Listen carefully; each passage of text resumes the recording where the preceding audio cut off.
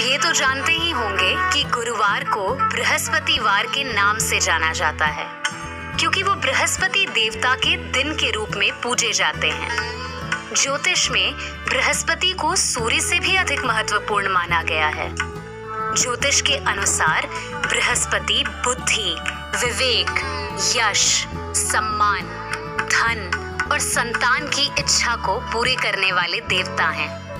ज्योतिष के अनुसार किसी भी व्यक्ति की कुंडली में गुरु ग्रह सूर्य के साथ सात्विक, चंद्रमा के साथ राजसी और मंगल के साथ तामसी व्यवहार करता है।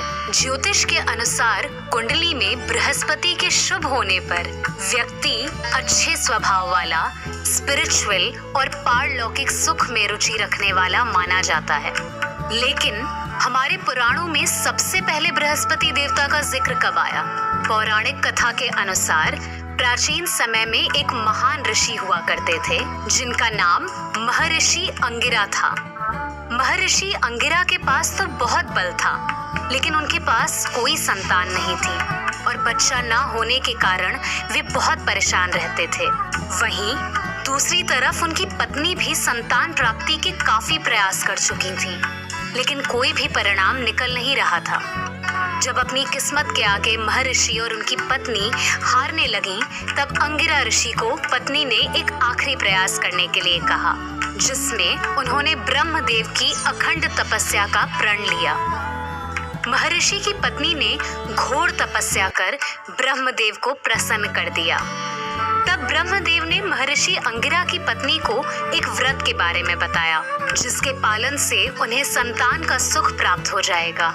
उस व्रत का नाम था पुंसवन व्रत। महर्षि की पत्नी ने नियमों का पालन करते हुए इस व्रत को पूरा किया और कुछ ही दिनों बाद व्रत के प्रभाव से ऋषि अंगिरा और उनकी पत्नी को एक तेजस्वी पुत्र की प्राप्ति हुई, जिसका नाम जीव रखा गया। महर्षि अंगिरा और उनकी पत्नी के जीवन में खुशियां आ चुकी थीं। जीव समय के साथ बड़े होने लगे। वे बहुत ही बुद्धिमान और स्वभाव से बहुत ही शांत बच्चे थे।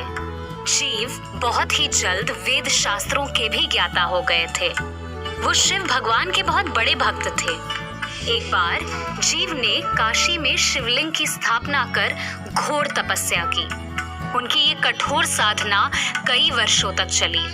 इसके बाद भगवान शिव ने जीव के कठिन तप से खुश होकर उन्हें साक्षात दर्शन दिए। शिव ने जीव से कहा कि इस कठोर तपस्या का फल उन्हें जरूर मिलेगा। अब के बाद दुनिया में तुम बृहस्पति नाम से प्रसिद्ध होकर देवताओं के गुरु कहलाओगे और अपने वर्षों के ज्ञान से देवताओं का मार्गदर्शन करोगे।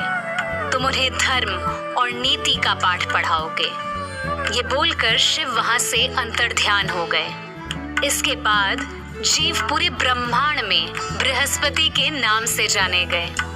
इस तरह शिव भगवान ने बृहस्पति को नवग्रह मंडल में स्थान प्रदान करवाया और वो 9 ग्रहों में शामिल हुए। अगर आज भी कोई पूरे मन से संतान प्राप्ति या कोई और इच्छा पूरी करने के लिए गुरुवार को बृहस्पति देवता का उपवास करता है, तो उसकी मनोकामना पूरी हो जाती है।